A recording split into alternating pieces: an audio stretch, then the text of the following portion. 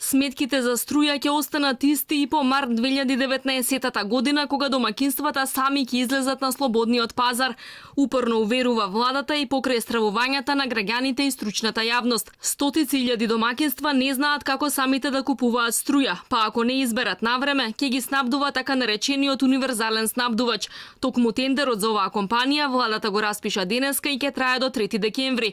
28 лиценцирани компании може да се тркаат за еден од важните тендери во државава. Од владата велат дека и покрај тоа што цената нема да биде регулирана, граѓаните ќе биле заштитени бидејќи за универзален снабдувач ќе се изберала фирма што ќе прикаже најниски трошоци и ќе се услови да купува домашна струја што ја произведува Елем. Сепак тоа ќе важи 5 години, а колкава ќе биде цената потоа никој не може да гарантира. Да оди на слободен пазар, тоа може да го направи во рок од 1 месец.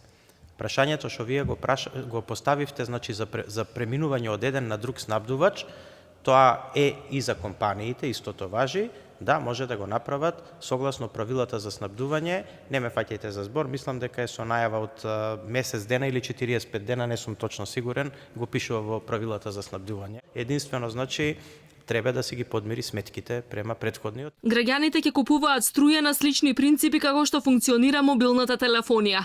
Ефтината тарифа ќе остане во истите термини, а снабдувачите ќе се борат за секој купувач со разни пакети. Сепак останува нејасно дали граѓаните лесно ќе можат да го сменат снабдувачот.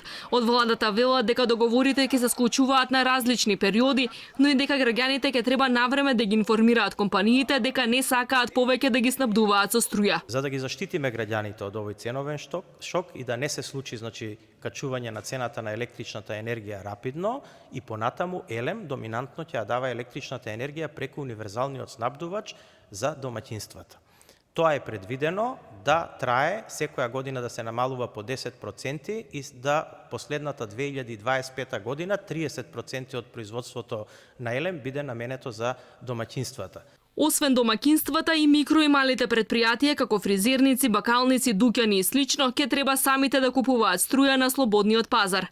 Инаку претходната влада неколку пати одложуваше либерализацијата на пазарот на струја. Последниот пат во 2016-та, тогаш објаснувањето беше дека со пролонгирањето на одлуката, граѓаните се заштитуваат од 25% повисока цена на струјата по либерализирање на пазарот.